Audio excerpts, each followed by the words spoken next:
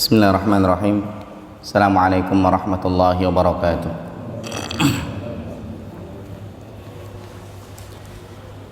Innal hamdalillah nahmaduhu wa nasta'inuhu wa nastaghfiruh wa na'udzu billahi min shururi anfusina wa min sayyiati a'malina. Man yahdihillahu fala mudilla lahu wa man yudlilhu fala hadiya lahu. Wa asyhadu an la ilaha illallah wahdahu la syarika lah wa asyhadu anna Muhammadan abduhu wa rasuluhu la nabiyya ba'dah. Fa inna asdaqal hadithi kitabullah wa khairal huda huda Muhammad sallallahu alaihi wasallam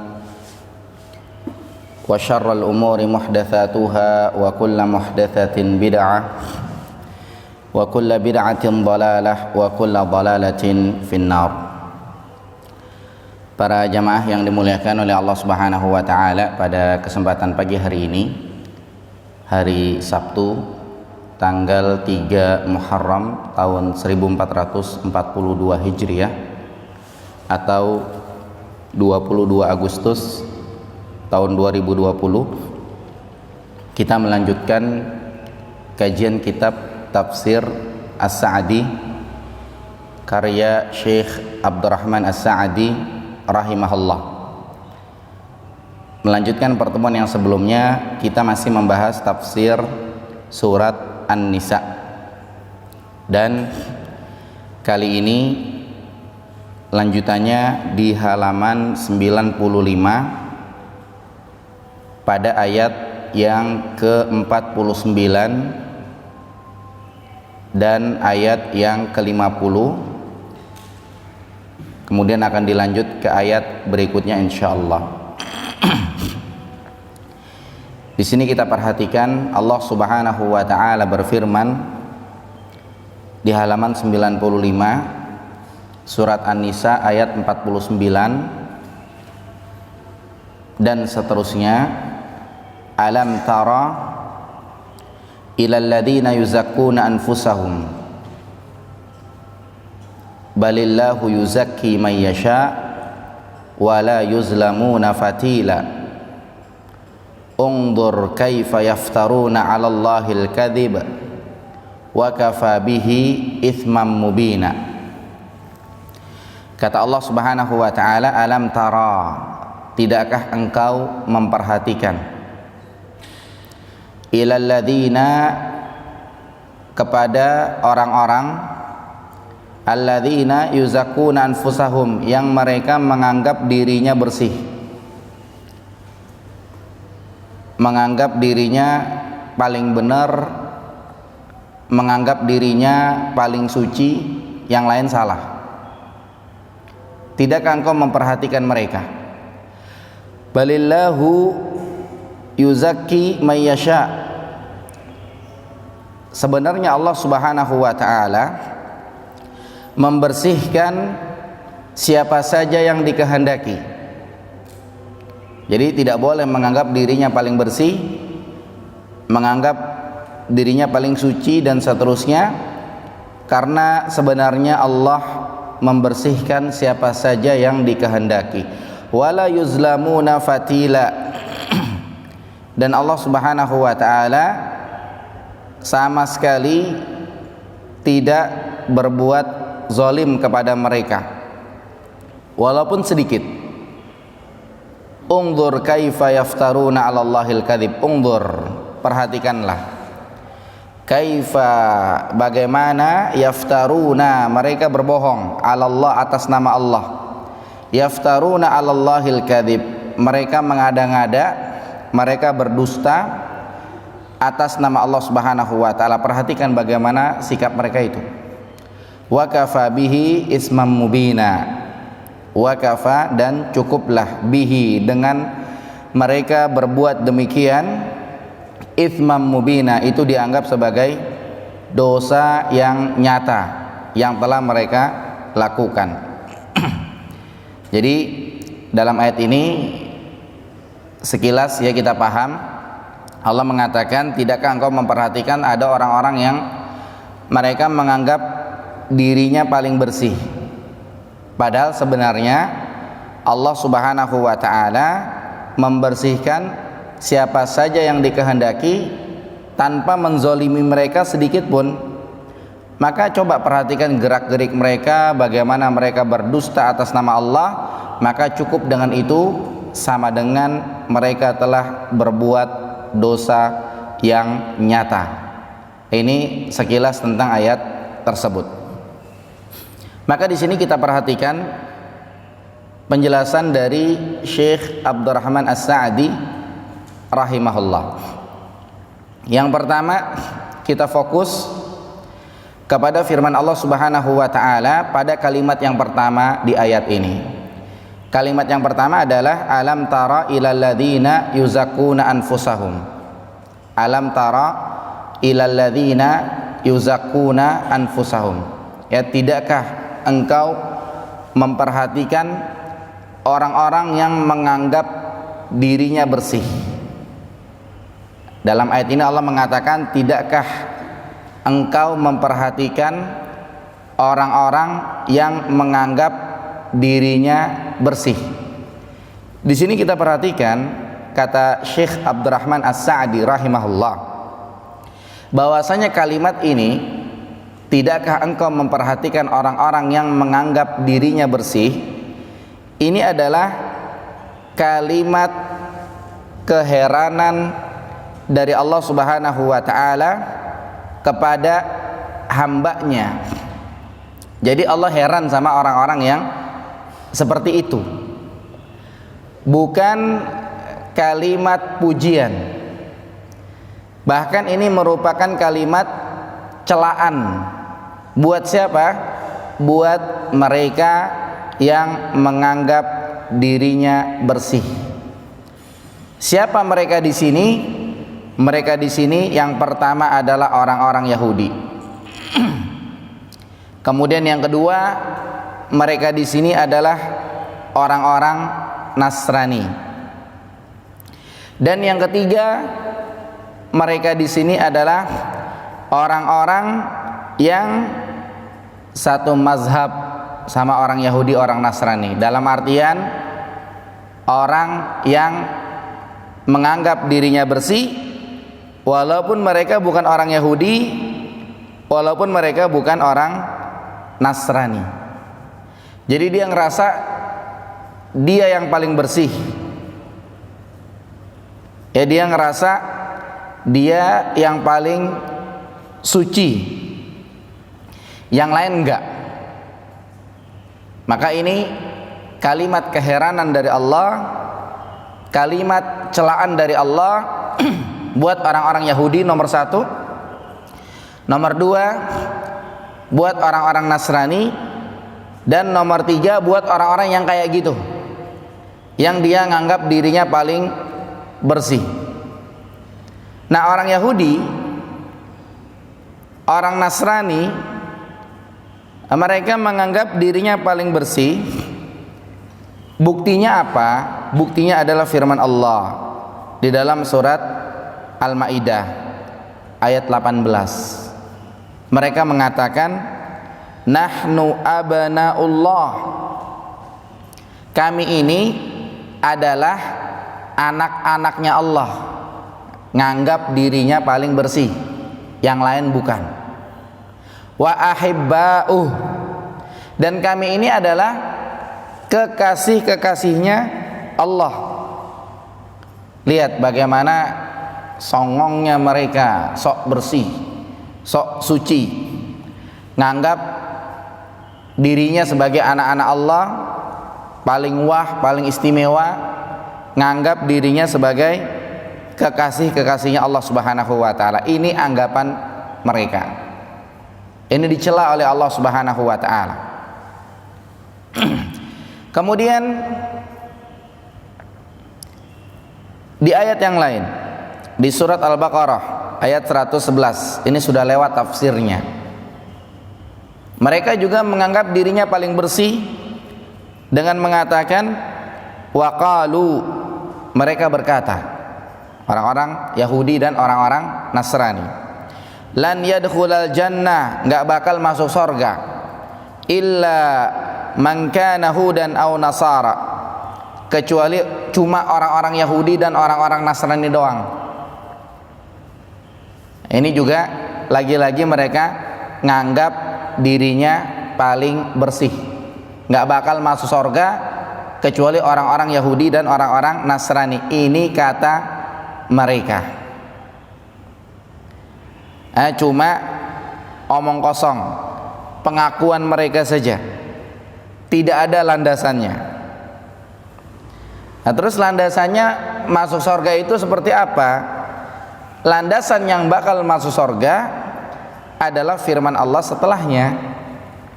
Ya, firman Allah setelahnya, surat Al-Baqarah ayat 112. Di ayat 111 mereka mengatakan nggak bakal masuk surga kecuali orang-orang Yahudi dan orang-orang Nasrani. Tapi itu hanya omdo, ngomong doang. Sama Allah langsung diluruskan. Allah mengatakan di ayat 112, bala. Ya, sebenarnya yang bakal masuk surga atau tidak demikian, apa yang mereka katakan tuh nggak benar. Yang benar adalah man aslama, barang siapa yang aslama, Islam, menyerahkan wajhahu, wajahnya, lillah, kepada Allah. Apakah wajahnya saja yang diserahkan? Jawabannya tidak. Semua-muanya dari ujung rambut sampai ujung kaki dia masuk Islam. Ini dalam ilmu balaghah namanya disebutkan sebagian, tapi maknanya keseluruhan. Kalau bahasa Indonesia, saya ingat ada pelajaran bahasa Indonesia itu apa? Totem topar atau apa gitu. Apa Pak? Ada yang ingat nggak? Itu pelajaran bahasa Indonesia lah. Jadi dalam Al-Quran ada disebutkan sebagian, tapi maksudnya keseluruhan. Di sini Allah mengatakan bala, bukan kayak gitu. Yang masuk surga nggak bakal kecuali orang Yahudi, orang Nasrani doang. Nggak seperti itu. Akan tapi yang benar adalah man aslama wajhahu lillah. Barang siapa yang menyerahkan wajahnya untuk Allah, tapi bukan wajahnya doang, tapi dari ujung kaki sampai ujung rambut, ujung kaki, semuanya masuk Islam. Maksudnya wa huwa muhsin, dan dia muhsin, berbuat baik. Nah, di sini para ulama menyebutkan bahwasanya dia menyerahkan wajahnya kepada Allah. Artinya apa? Artinya dia beribadah kepada Allah saja, dia tidak menyekutukan Allah, dia tidak berbuat kesyirikan, dia ikhlas. Ikhlas itu bukan kepaksa nggak kepaksa. Ikhlas itu artinya memurnikan ibadah hanya kepada Allah. Namanya ikhlas. Ini udah beberapa kali kita sampaikan. Ada orang yang mungkin dia sedekah. Dia sedekah 10 juta. Sedekahnya sedekah wajib, zakat mal maksudnya. Dihitung harta dia 2,5%, tahun ini nilainya 10 juta. Sebagian dihitung hartanya tahun ini nilainya 25 juta. Sebagian 35 juta dan seterusnya. Mungkin di hati dia ada pikiran sayang dizakatin. Cuma gimana lagi, taunya dia harus dizakatin 2,5%. Berarti kepaksa nggak tuh orang? Kepaksa. Pertanyaannya ikhlas atau tidak? Tergantung dia keluarin zakatnya karena ria atau tidak. Kalau memang ikhlas karena Allah, biar dikata kepaksa, ikhlas namanya. Tapi kalau memang ada embel-embel ria, ya namanya nggak ikhlas. Ya, jadi memang ibadah ini harus dipaksa. Ya, ibadah ini harus dipaksa. Tinggal ikhlas nggak ikhlas dikoreksi. Dia tujuannya apa? Kalau untuk Allah, biar dikata kepaksa, ikhlas namanya. Tapi kalau tidak untuk Allah, ada embel-embel ria, pengen dilihat, sum'ah, pengen didengar, pengen terkenal dan seterusnya, maka ini namanya tidak ikhlas. Maka poin yang pertama, man aslama wajhahu lillah. Ya, siapa yang menyerahkan wajahnya untuk Allah, artinya ini ke poin ikhlas, beribadah harus ikhlas. Ini syarat diterima ibadah yang pertama kalau kita mau ingat-ingat itu. Wa huwa muhsin, dan dia berbuat baik. Berbuat baik seperti apa? Berbuat baik adalah ibadahnya sesuai dengan yang disyariatkan. Kalau ibadahnya tidak sesuai dengan yang disyariatkan, namanya bukan perbuatan baik. Ya, jadi di sini dikatakan wa huwa muhsin, dan dia berbuat kebaikan, dalam artian dia beramal saleh, dan amal saleh yang dimaksud adalah amal sesuai dengan yang disyariatkan. Yang disyariatkan itu seperti apa? Yang datang dari Allah dan Rasulnya. Ya, kadang-kadang kalau kita katakan amal yang baik, amal yang saleh adalah amal yang dicontoh oleh Nabi SAW, kadang-kadang ada aja orang yang ngorek, itu nggak pas, nggak sesuai, dan seterusnya. Maka sudah kita simpulkan saja, amal yang disyariatkan adalah amal yang disyariatkan. Kalau tidak disyariatkan, ya sudah, berarti bukan amal soleh, bukan amal yang baik. Sehingga ini syarat diterimanya amal, ketika dia ikhlas dan sesuai dengan yang disyariatkan. Makanya kita mesti belajar, kita ini udah ikhlas apa belum? Amalan kita sesuai dengan yang disyariatkan apa belum? Sementara di sini cuma diisyaratkan, disebutkan secara ringkas saja, ikhlas dan sesuai dengan yang disyariatkan. Ini kita bisa pelajari di kajian lainnya, di kesempatan yang lainnya. Maka kalau dua-duanya ini kena, falahu ajruhu inda rabbih, ada pahalanya di sisi Allah Subhanahu wa ta'ala. Wala khaufun alaihim, mereka nggak perlu takut nanti di sono, di akhirat. Wala hum yahzanun, dan mereka nggak perlu sedih di sono, di akhirat. Kenapa Allah mengatakan nggak perlu takut, nggak perlu sedih? Kata para ulama, disebutkan orang di dunia biar duitnya banyak kayak apa, mesti dia ngalamin takut. Biar kayak apa, mesti dia ngalamin takut. Sehingga mungkin takut hilang. Ya biar motornya cakep kayak apa, mobilnya cakep kayak apa, mesti dia ngalamin takut. Orang di dunia biar duitnya banyak kayak apa, hartanya banyak kayak apa, tapi kalau giliran ada keluarga yang meninggal, nangis juga dia, sedih juga dia. Ya, jadi orang di surga nanti nggak ada namanya takut, nggak ada namanya sedih. Makanya kenikmatan yang abadi itu kenikmatan di surga. Ini buat siapa nih? Buat dua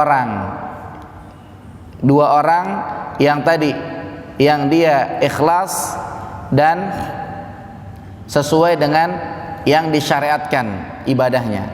Nah, buat dua syarat, yang buat seseorang yang memenuhi dua syarat demikian. Bukan buat orang Yahudi, orang Nasrani yang bakal masuk surga. Itu namanya klaim doang. Cuma hanya sangkaan-sangkaan saja.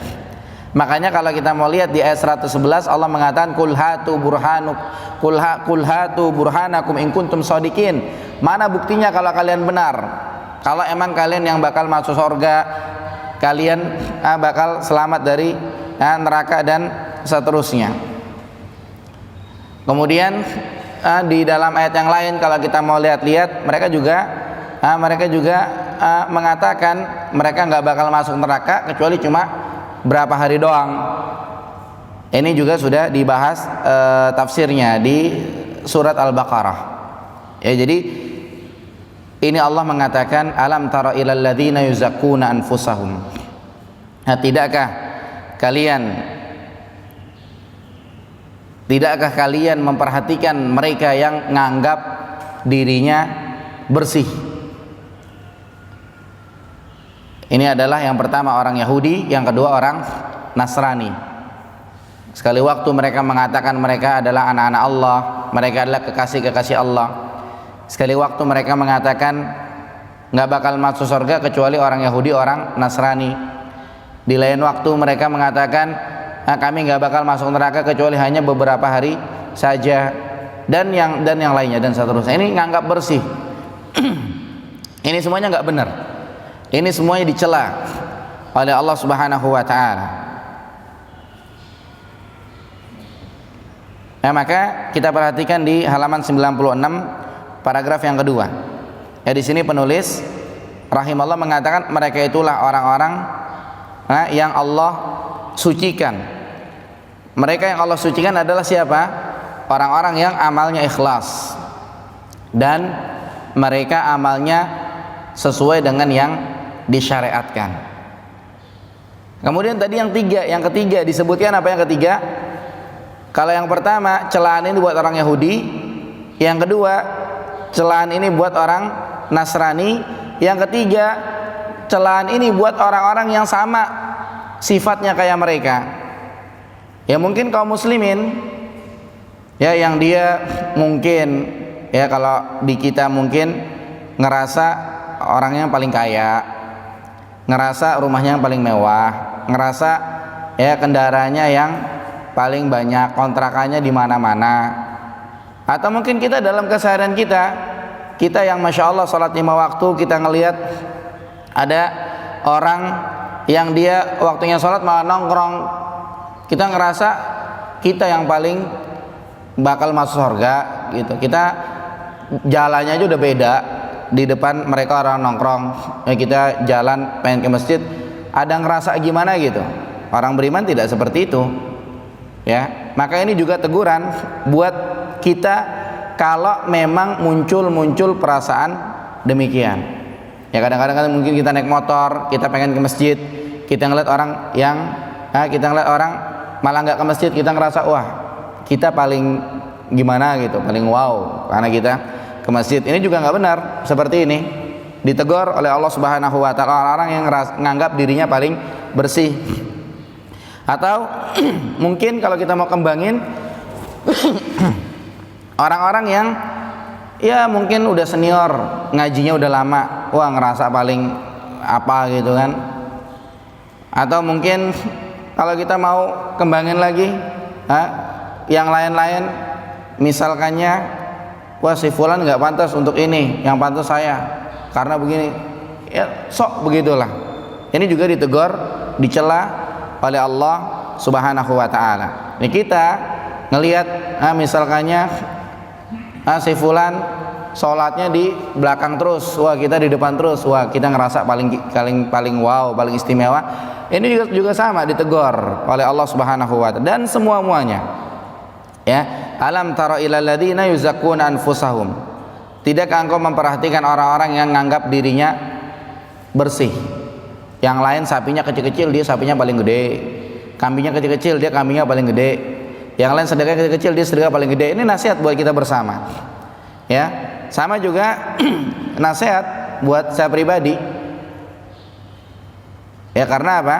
Karena ini umum ayatnya. Enggak mentang-mentang kita yang paling apa namanya? Mungkin kalau dari sisi keilmuan juga sama. Jadi ilmu, harta, kedudukan ini juga sama. Ilmunya yang ngerasa pinter, wah dia paling ngerasa paling pantas dan seterusnya. Ini juga dicela oleh Allah Subhanahu Wa Taala. Jadi nggak cuma harta doang yang dilihat. Yang punya harta yang paling banyak, dia ngerasa dia yang paling pantas. Ini juga nggak benar. Atau mungkin yang punya kedudukan, dia ngerasa dia yang paling, ini juga nggak benar. Ya karena apa? Mungkin dari sisi ilmu kita semua tahu, ilmu padi makin berisi makin merunduk, bukan makin ngangkat dada gitu kan. Ada orang-orang yang seperti itu. Ya sama juga mungkin kalau kita mau lihat dunia pengajian, misalkannya ada orang-orang yang udah lama ngajinya, wah ngerasa paling senior, ini juga sama dicela oleh Allah Subhanahu Wa Taala. Jadi istilahnya ustadz-ustadznya, guru-gurunya juga diingatkan akan ayat ini. Jangan ngerasa paling pintar, ngerasa paling alim, paling soleh dan seterusnya. Sama juga donatur-donaturnya yang duitnya banyak, diingatkan juga dengan ayat ini. Jangan mentang-mentang duitnya paling banyak, akhirnya dia menganggap dirinya paling bersih. Atau mungkin orang-orang secara umum, dia udah lama belajarnya, udah paling kenal. Sama juga dari sisi suku, ya istilahnya mungkin orang asli, udah lama di sini, udah apa, kadang-kadang menganggap dirinya paling bersih. Ini juga sama, semua dicela oleh Allah Subhanahu Wa Taala. Jadi kita diajarkan dalam agama kita ini untuk tawadhu, siapapun itu, ya siapapun itu, ya entah dia misalkannya apa namanya, imam sholat, muadzin, pengurus, atau dalam hal-hal yang lain, semuanya kita diajarkan untuk tawadhu. Kita enggak nganggap diri kita paling pantas, diri kita paling bersih, tidak. Ya, ini kita diingatkan dengan ayat ini. Maka kita perhatikan. Alam tara ilal ladzina yuzakkuna anfusahum. Ya, tidakkah engkau memperhatikan mereka orang-orang yang nganggap dirinya paling bersih, paling pas, paling untuk paling istimewa, paling tepat dan seterusnya. Ini tidak.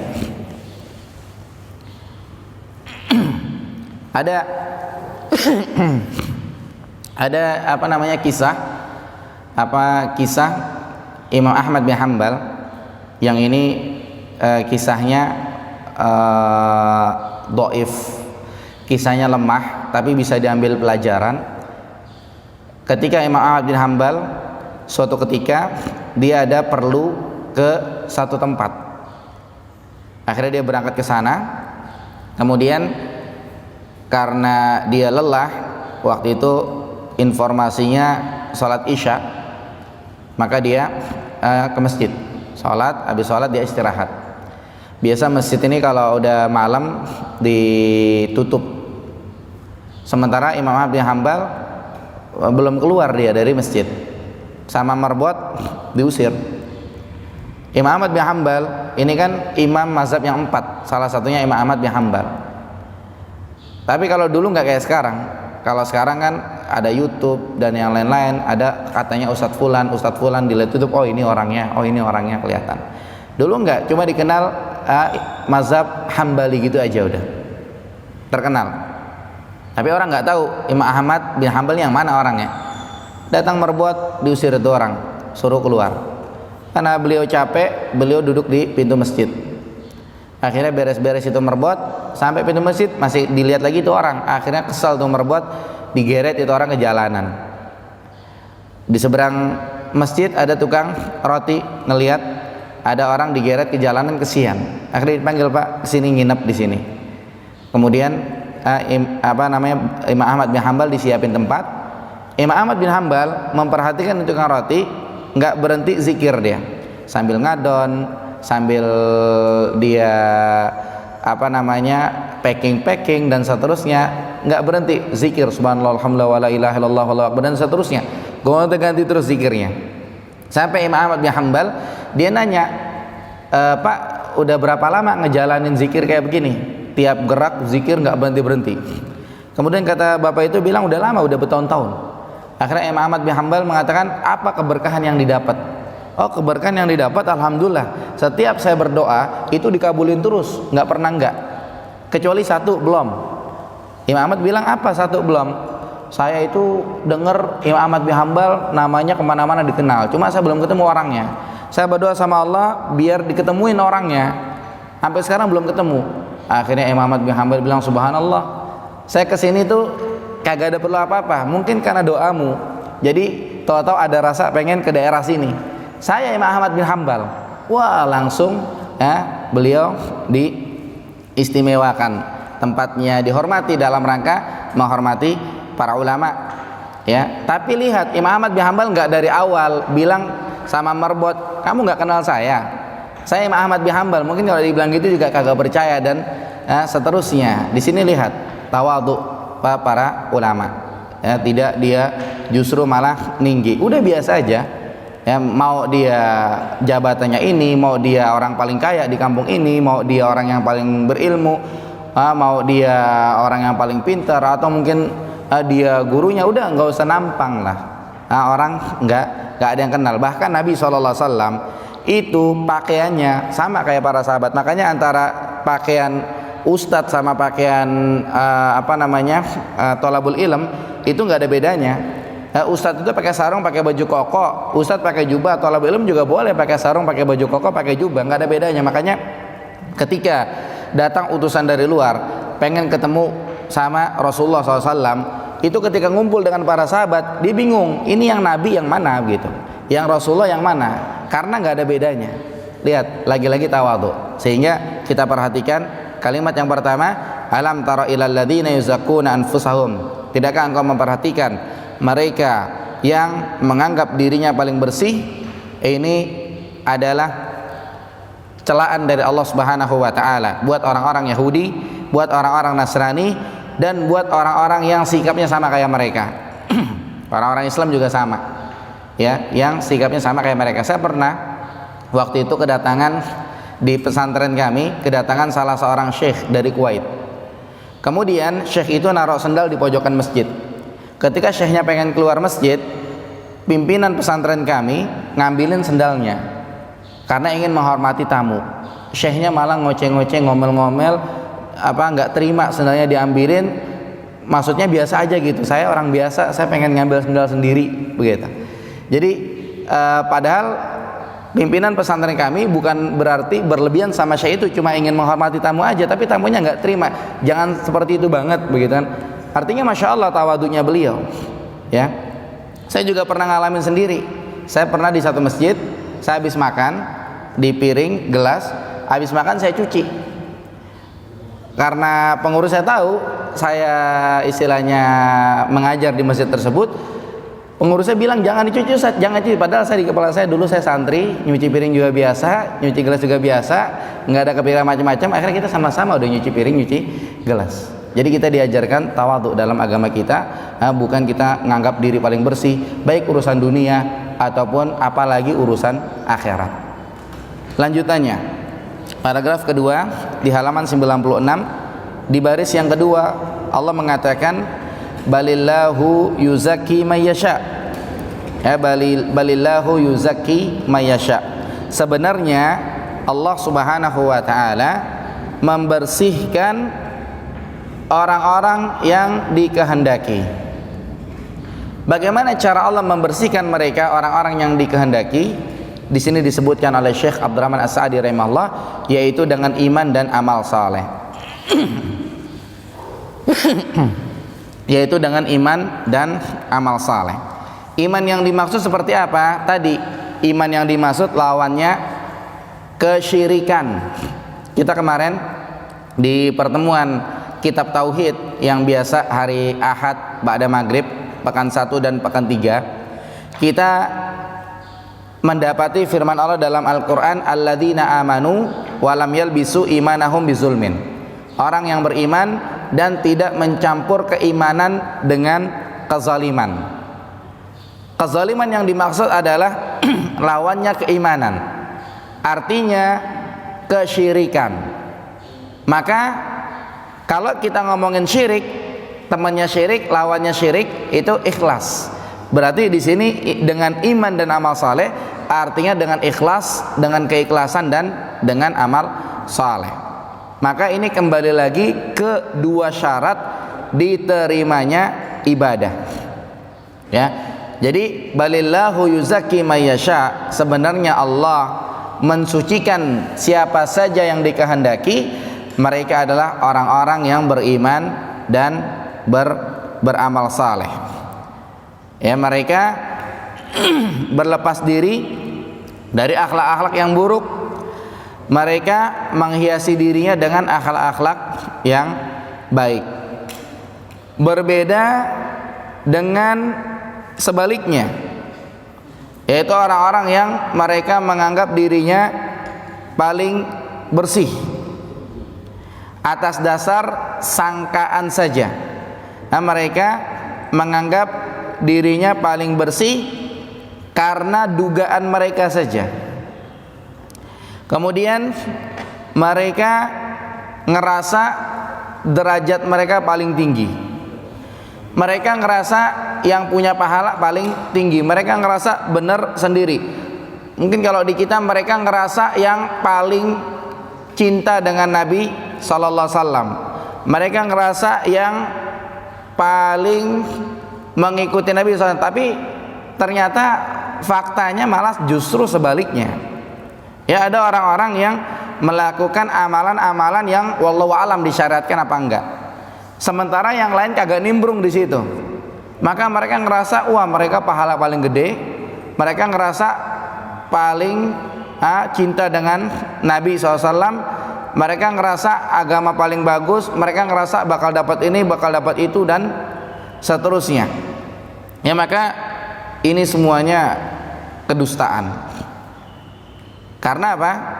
Karena patokannya bukan perasaan, tapi patokannya adalah keimanan dan amal saleh. Ikhlas atau tidak di dalam menjalankannya, sesuai dengan syariat atau tidak yang dijalankannya itu. Ya, karena ada orang-orang yang demikian. Bahkan mungkin di agama kita, di agama Islam ada orang-orang yang ngerasa demikian, yang dia punya ritual-ritual pengajian. Jadi ngerasa bersih ini nggak cuma di istilahnya pengajian yang insya Allah berusaha sesuai dengan sunnah. Orang di pengajian itu aja ada orang-orang yang ngerasa bersih.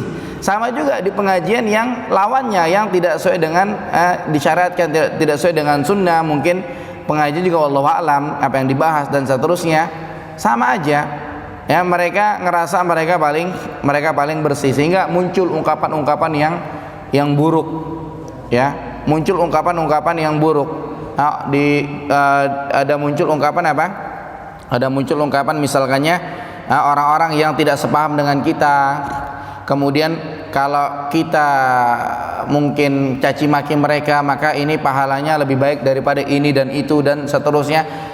Mereka ngerasa paling bersih. Makanya bisa jadi ya, kalau kita mau masukkan kategori di antara ciri aliran yang tidak atau paham yang tidak benar, di antara ciri paham yang tidak benar adalah ngerasa paling bersih. Bisa jadi ya, karena ini apa? Dicela oleh Allah Subhanahu wa taala.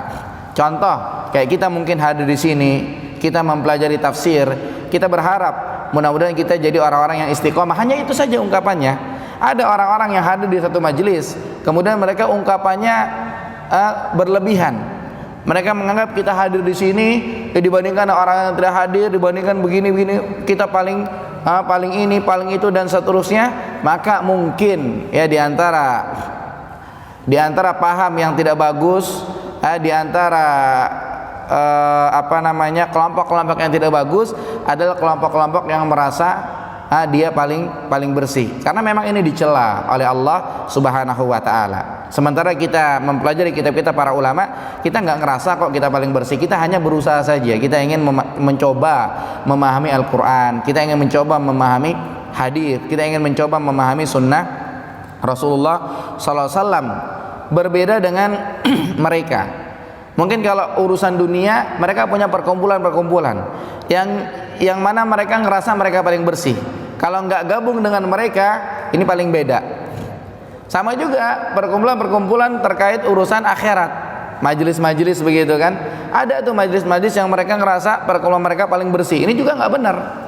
Gitu. Yang benar bagaimana? Ya kita biasa saja, kita mempelajari kita para ulama dan kita berusaha. Ya kita berusaha istiqomah, kita berusaha mencari kebenaran dan kita berusaha mencari kebaikan. Kita nggak ngerasa kita paling bersih, kita ingin memonopoli surga. Enggak, kita nggak merasa demikian. Bahkan kita pengennya mengajak orang-orang semua bagaimana kita dipertemukan dengan Rasulullah SAW di surga. Ya karena ada fitnah-fitnah yang nggak bagus. Dibilangnya kelompok-kelompok ini ingin memonopoli surga, yang benar cuma dia doang, yang lainnya bid'ah, yang lainnya sesat dan seterusnya. Ini tidak benar, ini hasad dari orang-orang yang tidak senang dengan dakwah sunnah, dakwah kepada jalan yang hak ini. Sehingga ada aja omongan dari mereka. Tapi tetap poinnya adalah jangan menganggap diri paling bersih, karena Allah yang membersihkan. Dengan cara apa Allah membersihkan? Dilihat keimanan seseorang, dilihat kualitas amal soleh seseorang. Kita dengan keimanan kita, dengan amal soleh kita, jangan sampai kita ngerasa kita paling bersih, tapi tetap kita mengajak mereka. Sehingga sekalipun kita lagi lewat sekelompok orang, kemudian kita ajak sholat, mereka membahasakan nitip dulu, maka jangan sampai kita ngerasa kita paling bersih, tidak. Tapi tetap kita ajak lagi sholat dan seterusnya. Kita nggak ngerasa kita paling gagah, paling bersih, paling bakal masuk surga, tidak. Karena tidak ada yang menjamin kita semua. Cuma harapannya memang kita ingin dimasukkan ke dalam surga Allah Subhanahu wa taala.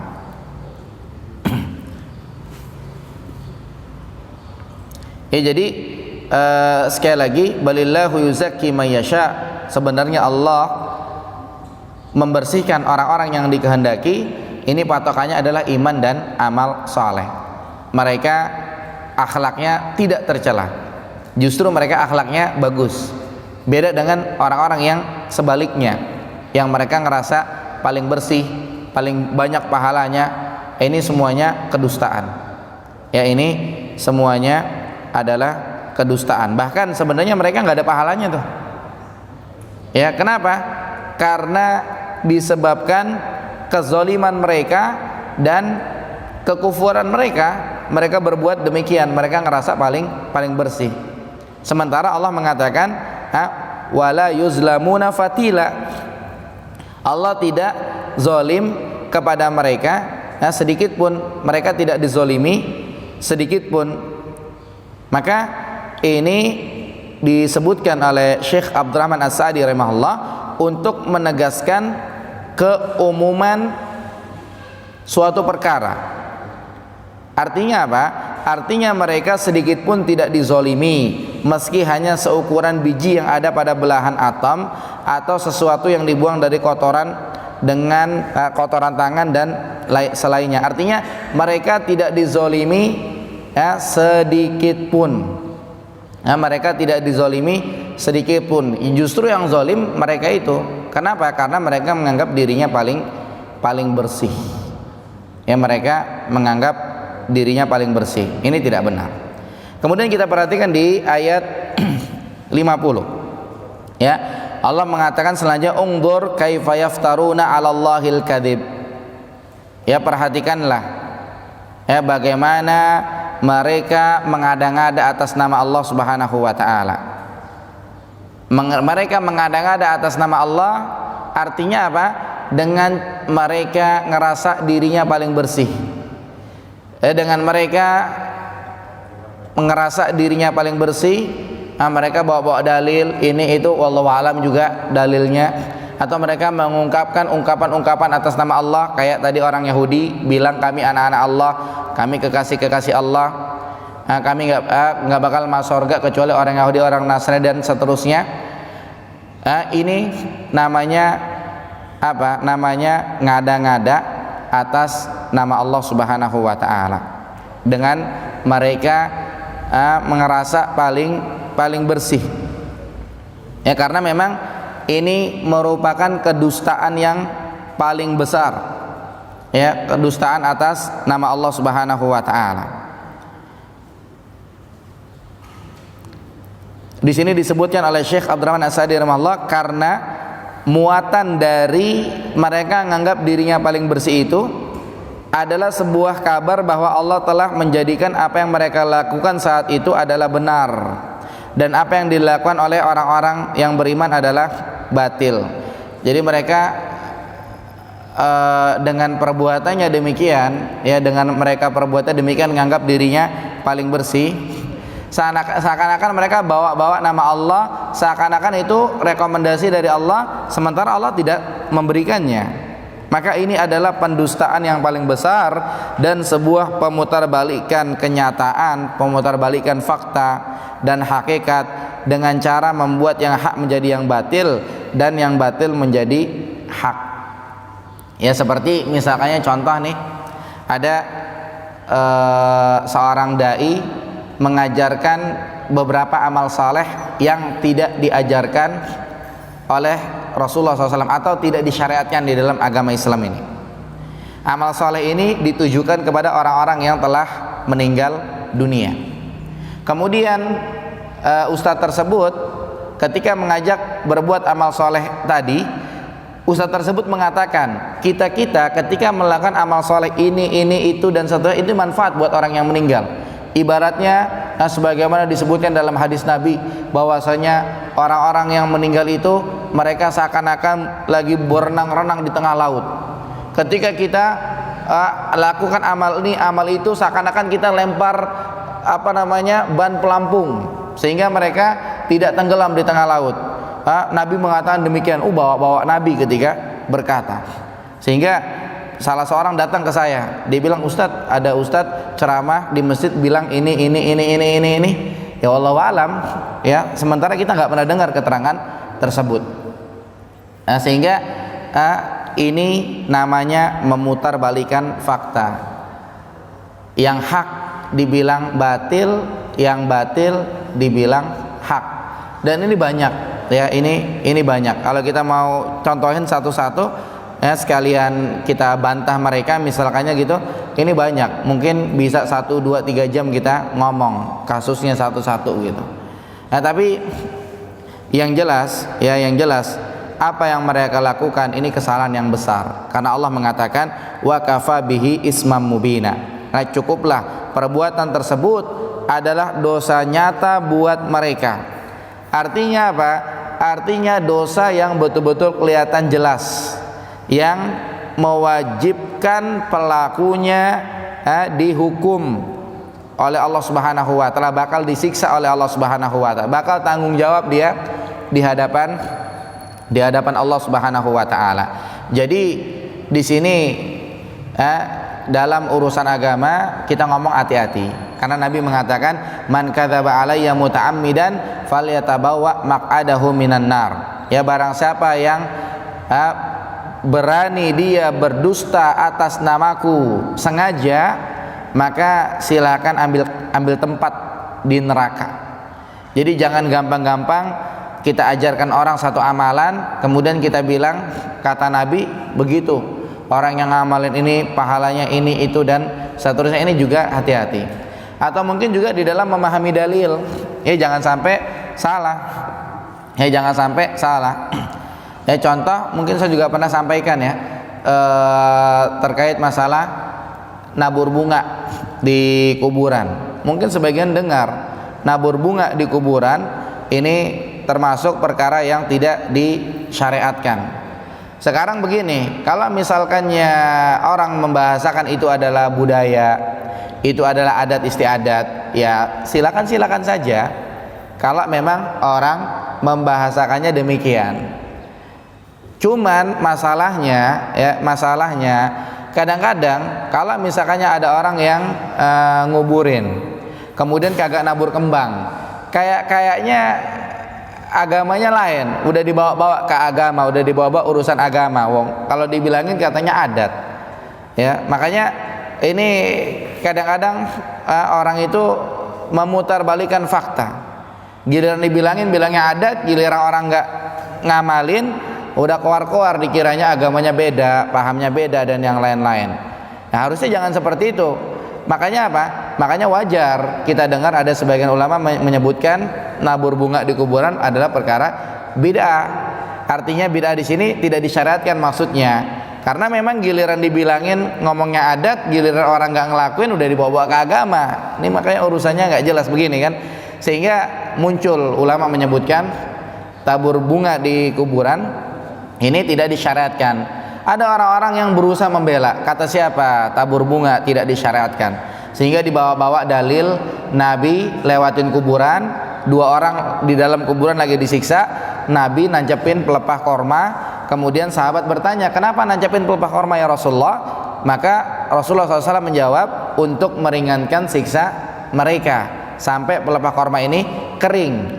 Akhirnya kalau bahasa kita pelepah korma disulap jadi kembang. Ustadz itu mengatakan kalau Nabi dulu pelepah korma, kalau kita kembang. Sementara para ulama Ahlussunnah wal Jamaah ketika menjelaskan hadis tersebut nggak ada yang ngejelasin kayak begitu.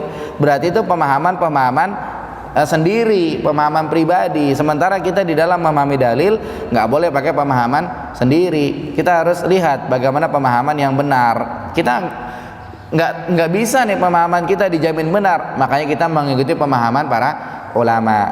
Kalau memang para ulama itu pemahamannya salah, ya mereka dapat 1 pahala, uang mereka ulama. Kalau mereka pemahamannya benar, mereka dapat 2 pahala. Sementara kita pemahamannya salah, udah tahu salah masih dipaksa, ya kagak ada pahalanya, kan seperti itu. Ya, sehingga kita hati-hati di dalam memahami dalil, hati-hati di dalam berbicara masalah agama. Karena kalau salah-salah, ini namanya berdusta atas nama Allah dan itu resikonya besar. Atau berdusta atas nama Rasulullah, itu juga resikonya besar. Sehingga yang terbaik kalau kita nggak tahu, bilang nggak tahu. Sehingga Imam Malik rahimahullah ketika ditanya 40 40 pertanyaan, dijawab hanya 4, 36 gak dijawab. Orang ini datang dari jauh-jauh. Akhirnya kata orang ini, engkau imam Malik, imam kota Madinah. Saya datang dari jauh-jauh minta fatwa, masa nggak tahu yang 36 cuma dijawab 4 doang. Kata Imam Malik rahimahullah, ya kalau perlu kamu ke pasar, kamu teriak, Malik kagak tahu jawabannya, teriak gitu aja udah. Lihat, saking apa hati-hatinya dalam menjawab urusan agama. Sama juga terkait masalah adab, ya, masalah adab ini diperhatikan adab kita menuntut ilmu. Ada seorang alim datang kepadanya orang yang bertanya. Ada orang nanya nih, datang. Orang alim ini bajunya masih baju bebas, masih baju santai lah. Akhirnya kata orang alim ini, tunggu sebentar. Ternyata dia mandi dulu, dia pakai baju rapi, baru mulai nanya tuh. Setelah nanya satu masalah, orang alim ini bilang apa? Wallahu alam, saya belum tahu. Tapi lihat orang alim ini bagaimana adabnya dia dengan ilmu. Ingin jawab pertanyaan, adabnya masya Allah. Kemudian sebagian riwayat menyebutkan ketika seorang alim sedang mengajar, kemudian dia digigit kalajengking, dia nggak teriak. Muridnya tahu kakinya digigit kalajengking. Akhirnya ditanya, ya Syekh, kenapa kok nggak teriak digigit kalajengking? Kemudian Syekhnya bilang apa? Bagaimana saya mau teriak sedangkan di hadapan saya ada Rasulullah SAW, padahal cuma buku hadis doang, bukan Rasulullah, tapi nganggapnya ada Rasulullah. Ya kalau kita ini ada Quran, berarti bagaimana kita mau teriak depan kita ada Allah Subhanahu wa taala. Tapi bukan berarti kita bilang Allah ada di sini, bukan. Tetap Allah itu, sebagaimana Allah menyebutkan Ar-Rahmanu 'alal arsy istawa. Allah bersemayam di atas arsy. Masalah lagi kalau kita mau sebut Allah bersemayam di atas arsy. Nanti ini pembahasan kitab tauhid insyaallah. Wallahu alam. Jadi kesimpulan pembahasan ini, kalau kita lihat di halaman 95 ayat 49 ayat 50, Allah Subhanahu wa taala mencela orang-orang yang nganggap dirinya bersih. Sekali lagi, ini urusan dunia atau urusan akhirat. Yang berilmu, ya, entah ilmunya S1, S2, S3 pendidikan dunia atau pendidikan akhirat, sama, jangan ngerasa bersih. Atau mungkin urusan harta, nggak usah ngerasa paling kaya, paling banyak ini, nggak usah, dan seterusnya.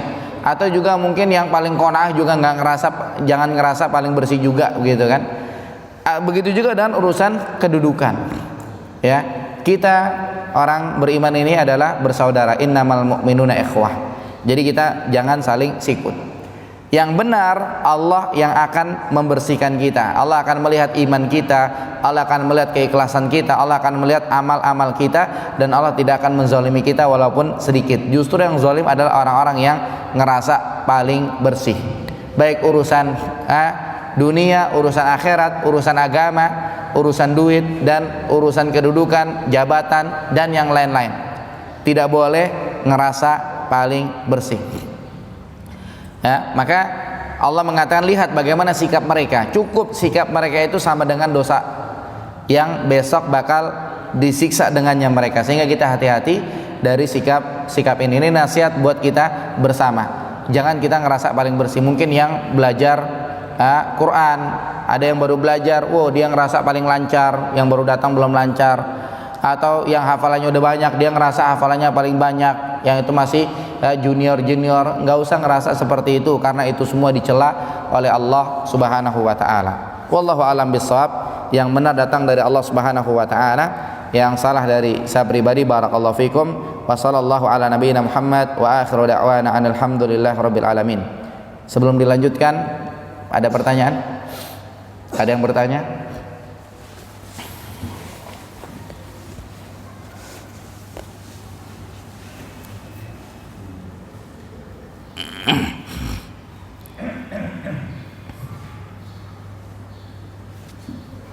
Tidak ada yang bertanya?